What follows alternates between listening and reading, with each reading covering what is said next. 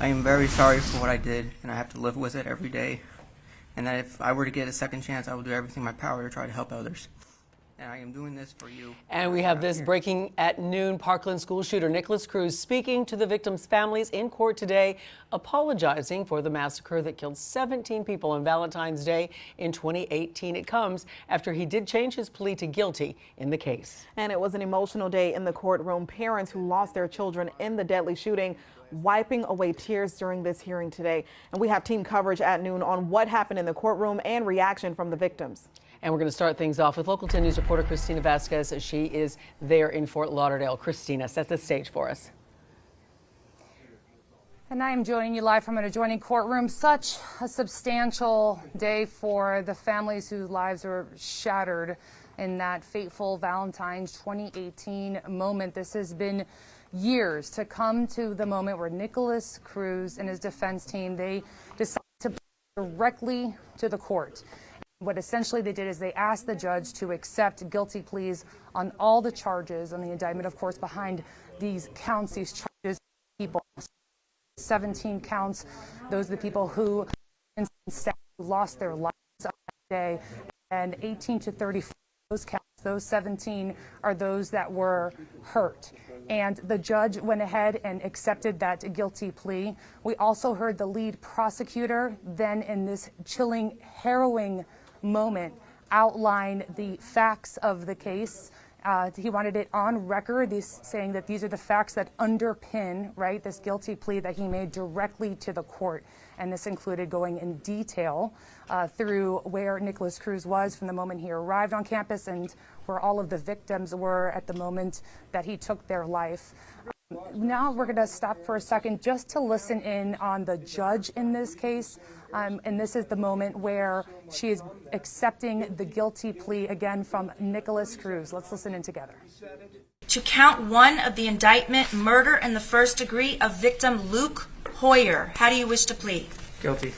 To count two of the indictment, murder in the first degree of Martin Duque Anchiano, how do you wish to plead? Guilty. Count three of the indictment, murder in the first degree of Gina Montalto, how do you wish to plead? Guilty. Count four of the indictment, murder in the first degree of Alexander Schachter, how do you wish to plead? Guilty. Count five of the information, murder in the first degree of Lena Penny, how do you wish to plead? And it went in that way, one by one. The judge giving the count, the charge, and then sharing with us the name of the person that count relates to, right? So for the first 17, we hear the names of the staff and students who lost their lives, and on the second, again, 18 to 34, those are the counts of those who were hurt. And again, after that meticulous step-by-step where you hear Nikolas Cruz say guilty, guilty, guilty, that already had significant impact. And then it was after that moment you then hear the lead prosecutor walk you through in such descriptive language the facts of the case that was gripping and it was chilling. Then we also have Nikolas Cruz. He decides to make what he said was going to be a statement for the victims, anticipated maybe from all of us watching an apology, but within that moment, he does something that our legal analyst you heard from before, David Bogaschutz, describes as bizarre, going on this tangent, talking about things like marijuana and drugs that don't seem to have any relevancy to this case, and even with an inward-focused comment about how he can't watch TV anymore. You heard victims' families, really their reaction to hearing him speak. One of the family members describing it as cold and calculating. And it will be interesting to see whether or not either side was taped. We do have Nikolas Cruz's moment speaking today, if they decide to use that in what is coming up next. So what's next? Now, with this guilty plea, right now, we step into what is the second phase of a penalty case, the penalty phase. That is when a 12-member jury will have to make a decision whether or not Nikolas Cruz should pay for his actions with his life, right? And in that penalty phase, think of it like a mini trial. The evidence will be presented. There will be, witness testimony, there will be surveillance video, but there will also be testimony related to the character of Nikolas Cruz, right? That's something distinct to a penalty phase that maybe you wouldn't see on what would be the guilty phase, which we've essentially just launched right out of with this guilty plea. And when that penalty phase comes to its conclusion, the defense and the state will present their arguments. You know, you're going to have prosecution saying, hey, look at all of these prior convictions, right? He has all the guilty pleas from today.